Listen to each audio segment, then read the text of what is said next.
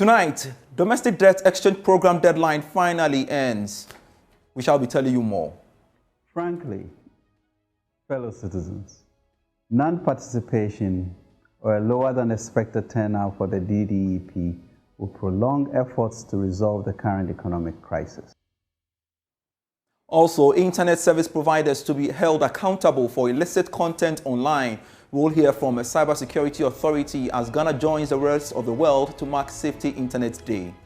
Certainly have provisions to hold service providers who refuse or fail to comply with orders for removal of content that are inimical to children. Certainly will be held accountable. Demand for dollars continues to ease as the Bank of Ghana sold only 9.2 million of the American greenback on the spot market. We have details of these and many others coming your way, all in a moment. Please stay.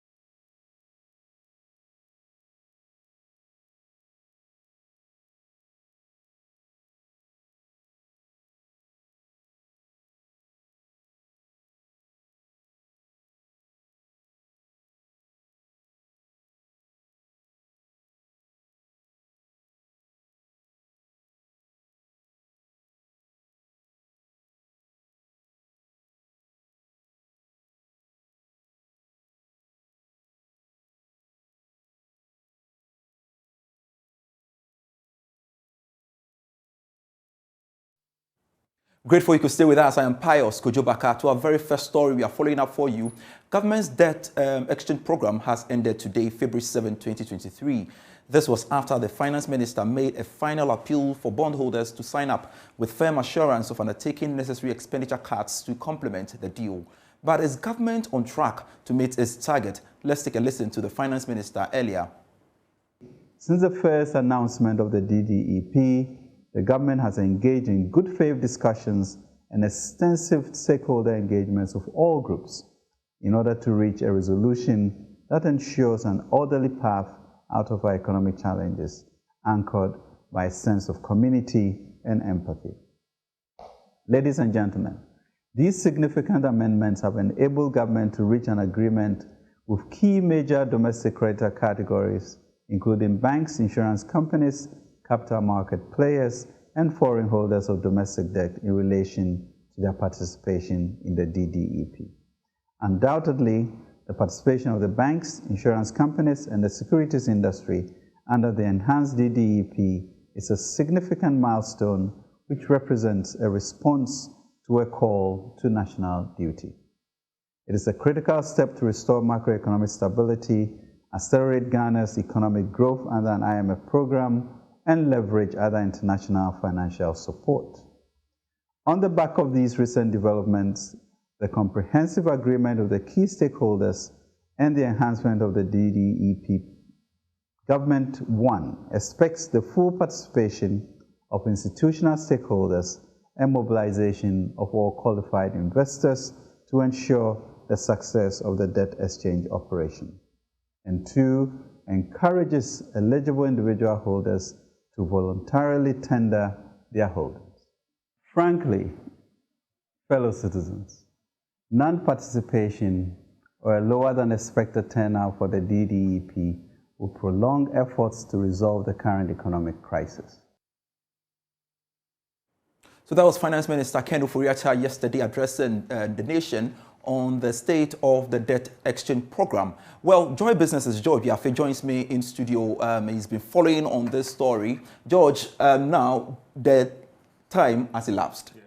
What do we know? Help us with the financials. All that's ended. So let's just break this thing down and try to compare it to an initial public offering by a company listed on the Ghana Stock Exchange. yes, it has ended, but the results are not going to come out today.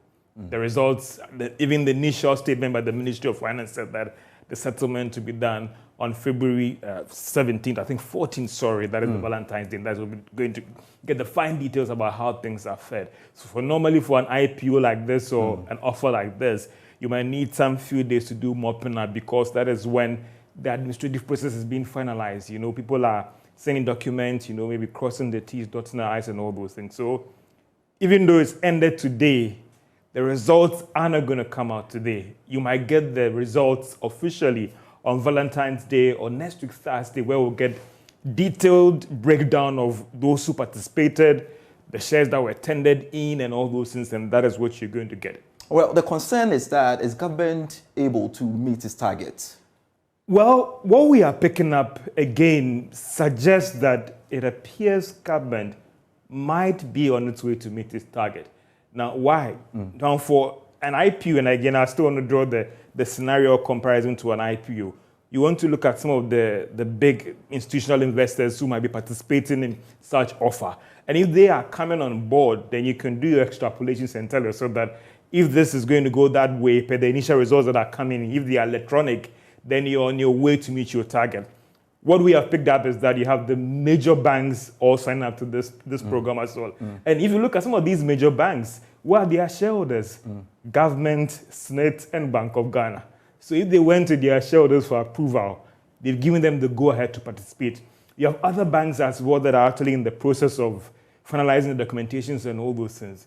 Again, one interesting thing is that also that despite the concerns expressed, you had a high number of individual persons or individual bondholders tendering or actually signing up to this program as well. Okay. You have the institutional investors that have come on board. You also have the capital market players have also come on board as well. And so if you look at all these things and based on what we are picking up, then if they do the extrapolations, it suggests that government might be on its way to hit that 80% target as well. All right, so really, what does this mean to government?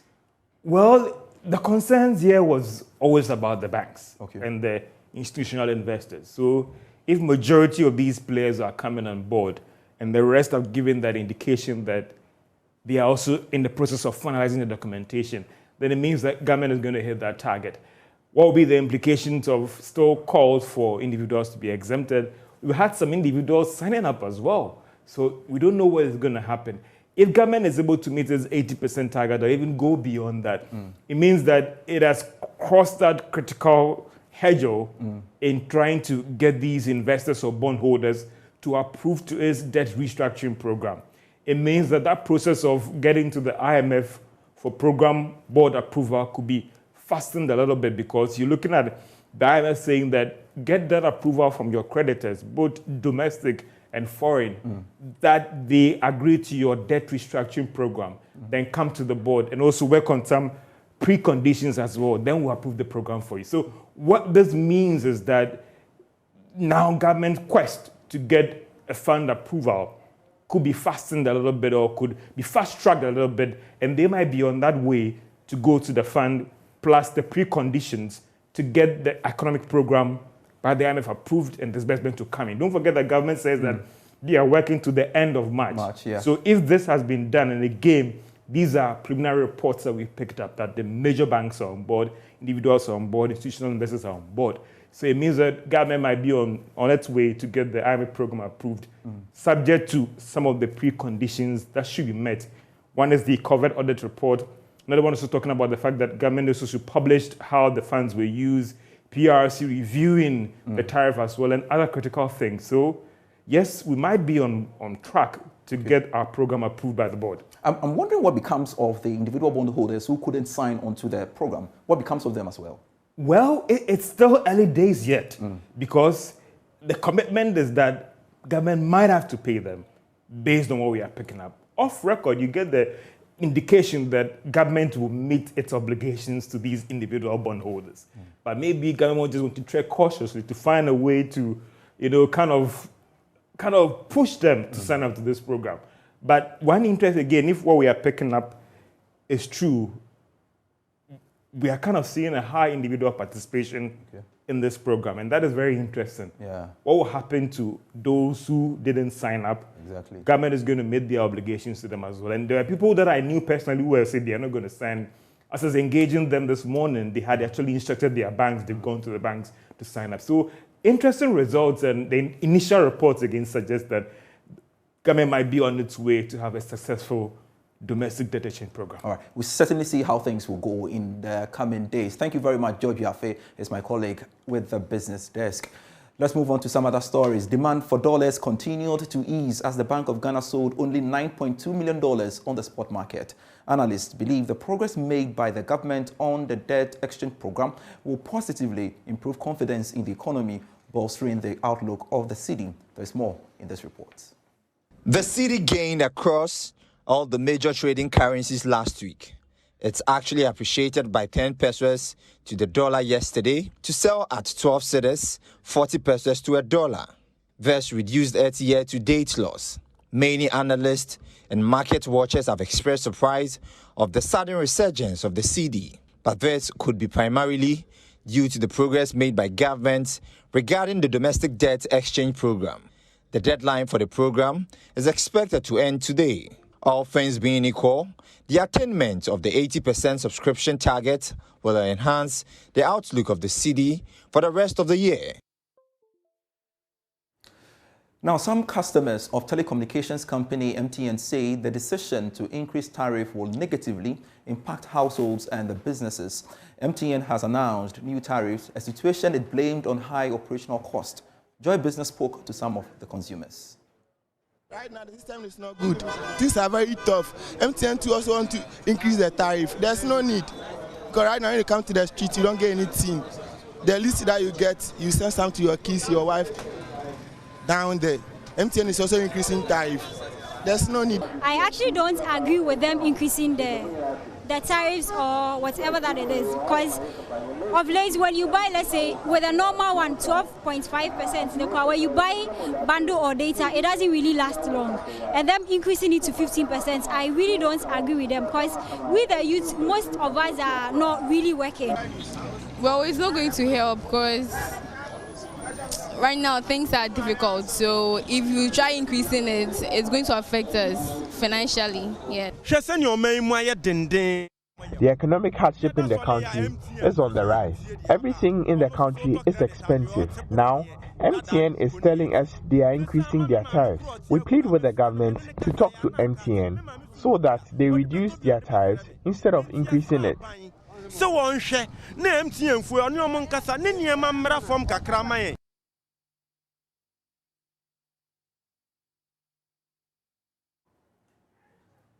A while longer within this space, we want to talk about it. Making space for conversations about life online is the theme for the 20th edition of the Safer Internet Day 2023. Here in Ghana, telecommunication giant MTN Ghana joined the world to mark the day with students of the Usu Presbyterian Senior High School as it pledges the business will continue to raise awareness on emerging online issues and the corresponding strategies for resolution. Here is more in this report. The Safer Internet Day is organized in the second week of February each year to sensitize and reorient the youth on the safe use of the Internet for an improved cybersecurity culture. Senior Manager for Enterprise Information Security and Governance at MTN Ghana, Jacqueline Hansen Kote, says MTN will not relent in its efforts to curb cyber insecurity among the youth. I think it's imperative that we partner, encourage, help, lead them, guide them on how to be safe on the internet. You have kids being cyberbullied. In other places, it leads to things like suicide. You have kids oversharing, exposing themselves on the internet. So this is something that has to be hammered over and over again. It's not a one-time thing. It's something that we are going to do the entire year. We're going to take any opportunity we get. We take the opportunity to educate the youth more than anybody else, and obviously the MTN customers as well. Headmaster of the school, Vincent Eswa, commended MTN for the move and made a passionate appeal to corporate Ghana to support the school with computers to aid the academics of the students. This time, cyber insecurity is everywhere. It's a global issue. people are taking undue advantage of people who use internet to steal. And so it's good you start with the youth because they are the most users of the internet. Education is a shared responsibility. And having had MTN to come to your school, we can't but ask for support for our ICT department. As I told them, we are doing elective ICT. We have over 300 students doing elective ICT, and we have very few computers. And so we often rent computers to write WASI. So if MTN has come, we have appealed to them to support the school to acquire more computers for ICT. We also wish to ask all corporate bodies in Ghana to support. The government cannot do all, so they should all be on board. Some students who spoke to Joy Business expressed their gratitude to MTN for the impact. I've learned how to use the computer safely to avoid cyber crime. They told us that we should apply the two-steps verification so that we make sure that our machines or our important documents doesn't get accessed or hacked. I never really knew that sharing your personal information on the internet could lead to distraction and also can cause problems for me. But thanks to MTN, I know now. Yeah, I say a very big thank you to MTN. God bless them. Besides the education, students received MTN souvenirs like T-shirts, notepads, as well as tablets, among other items. A while longer on Safer Internet Day, the Cybersecurity Authority is expected to begin engagement with stakeholders and telecommunication service providers to strengthen the legal framework publishing of content online. According to the authority, this will be part of measures to sanitize the cyberspace since Ghana has been experiencing an exponential growth in the use of digital platforms. Director General of the Cybersecurity Authority, Dr. Albert Entwibuesiaku, made the disclosure in a speech to mark the Safer Internet Day celebration in Accra. Here is more.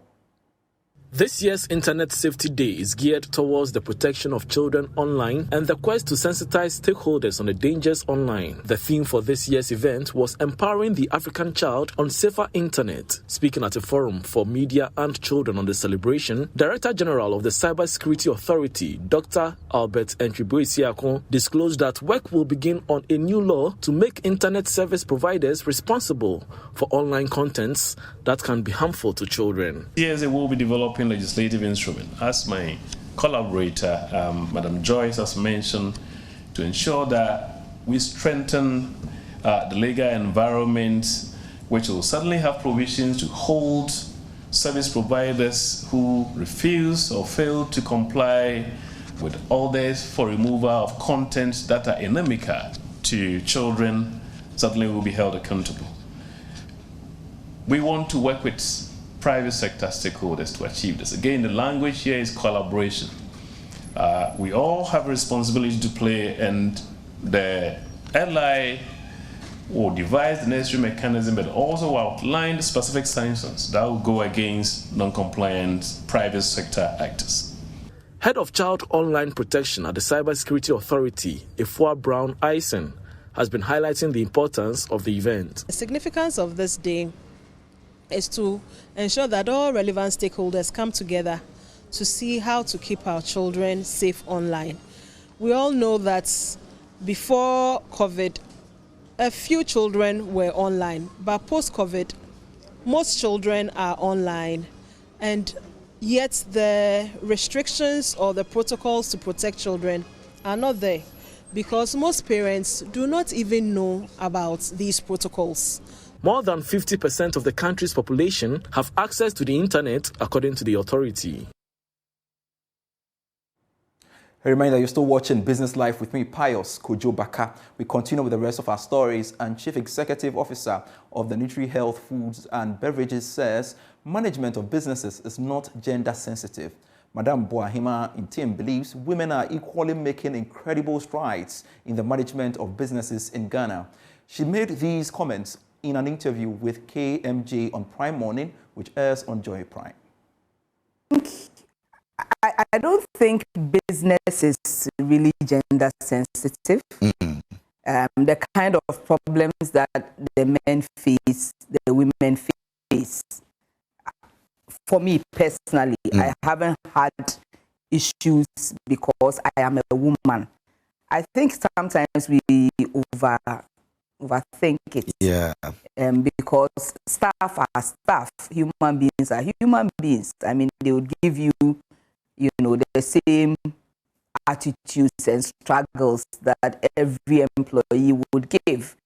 I mean, you find a few chauvinistic men here and there who want to. This is Business Life. We are pausing for a break. We'll be right back. Please stay.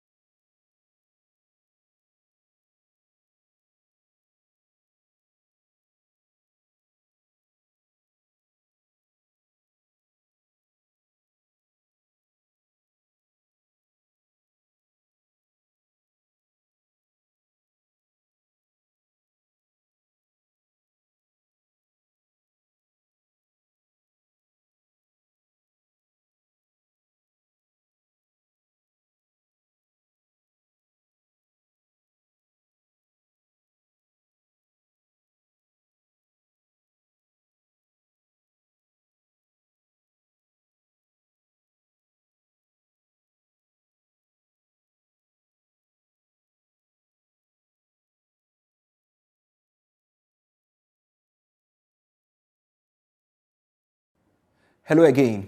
The International Cocoa Initiative, ICI, has started implementing a remediation system to curtail child and forced labor in cocoa-producing communities in Ghana. Deputy Country Director Prince Jemfi says the system has an inherent goal of helping to improve the income of farmers. The ICI has collaborated with the Ghana Agriculture and Rural Development Journalists Association to build the capacity of journalists in reporting on child and forced labor. Anita Sewa Ajuga has more in this report. The International Labour Organization estimates that out of 24.9 million people who are in forced labor, 4.3 million are children. The United Nations Children's Fund, through its principles and guidelines for media reporting on children, expects journalists to protect children in reporting on child and forced labor. In line with this, the International Cocoa Initiative has trained 35 agriculture and rural development journalists from 4 cocoa-producing regions in child and forced labor. The training is to deepen journalists' understanding and also improve their skills for writing ethical reports on child and forced labor. Prince Jemfi is Deputy Country Director of the International Cocoa Initiative. We expect the media to use their platform to create more awareness on the issue of child labor, and also to distinguish between what a child can do and what a child cannot do, which I called them acceptable and unacceptable work for children. So since the media has that kind of platform and it's a wider platform, it could help a lot if they intensify the campaign and awareness raising on the need for parents, the need for everyone to be involved in the fight against child labor. Prince Jemfi spoke about the ICI's remediation system to curtail child and forced labor in cocoa-producing communities in Ghana. What is currently ongoing is the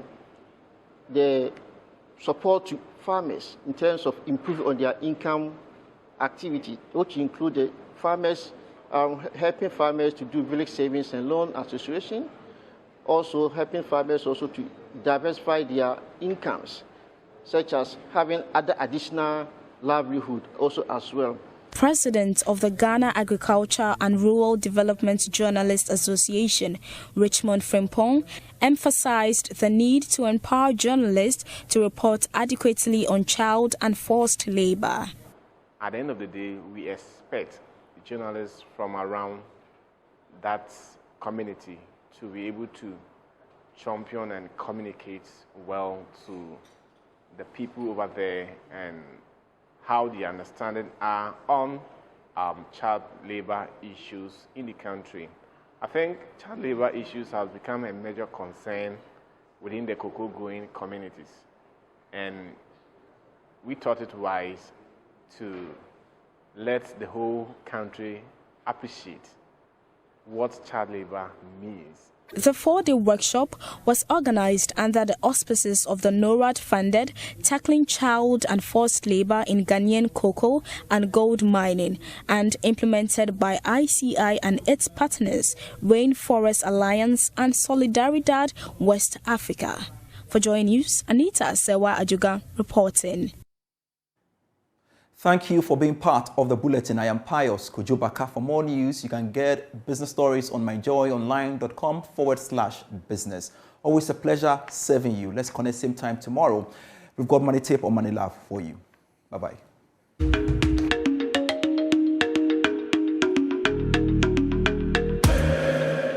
Hello. Welcome to today's episode of Money Lab. My name is Jifa Fiati. In our previous episode, we started looking at some principles that govern insurance, and today we are looking at 2 of them. The one we're looking at, the first one, has to do with utmost good faith. This simply means that be truthful. Both the insurance company and the insured must disclose everything about the insurance they are doing. So the insurer must ensure that they spell out all the terms to you. And you also have a responsibility to tell the truth about what you're insuring. Then again, we look at loss minimization. The fact that you have insurance doesn't mean that you stand aloof when the loss does occur. For example, when we have a fire event, ensure that you stand to protect your assets. What you can do to minimize the loss, make sure you do it. Don't stand aloof and say because you have insurance, the whole place should burn. Thank you for tuning into today's episode. See you next time. Bye-bye.